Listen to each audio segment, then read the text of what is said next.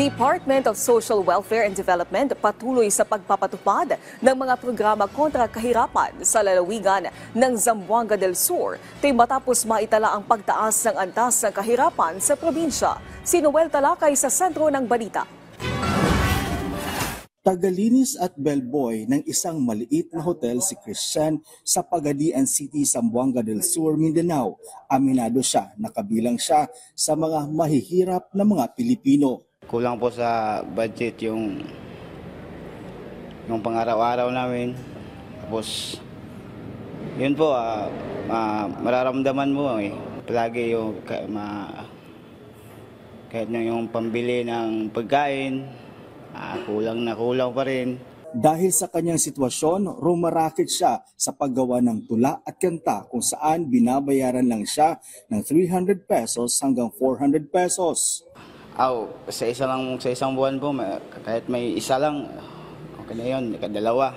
Ayon sa Philippine Statistics Authority, tumaas ang poverty incidence sa Zamboanga del Sur. Noong 2021, kada sa 10 pamilya sa Zamboanga del Sur, 2 sa kanila ang kinukonsiderang mahirap.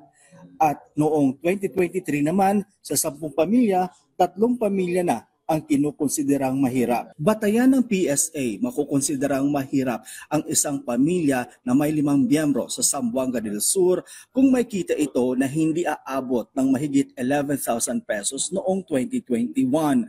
At noong 2023 naman, hindi umaabot ang kita sa mahigit 13,000 pesos. Dahil dito, hindi rin natutugunan ang kanilang mga pangangailangan sa pagkain at non-food items. Pero positibo ang probinsya na malalampasan din ito. Actually, yung poverty incidence dito, noong 2021, hindi kami mataas.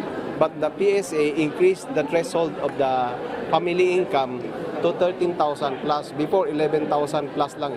With the assistance from the national government, I think slowly ma-cope up din namin yung poverty incidence ng province. Binisita ni DSWD Secretary Rex Gatchalian ang lalawigan ng Zamboanga del Sur para tingnan kung ano ang magagawa ng ehensya para matugunan ang kahirapan ng nasabing lalawigan. Ayon kay Gatchalian, merong mekanismo ang kanyang ehensya para sa development ng isang mahirap na lugar. Kaya nga ako nandito ngayon kasi this is a operationalization of what the President said during his SONA. Now there is no area too far from him. There is no municipality or barangay so far from him.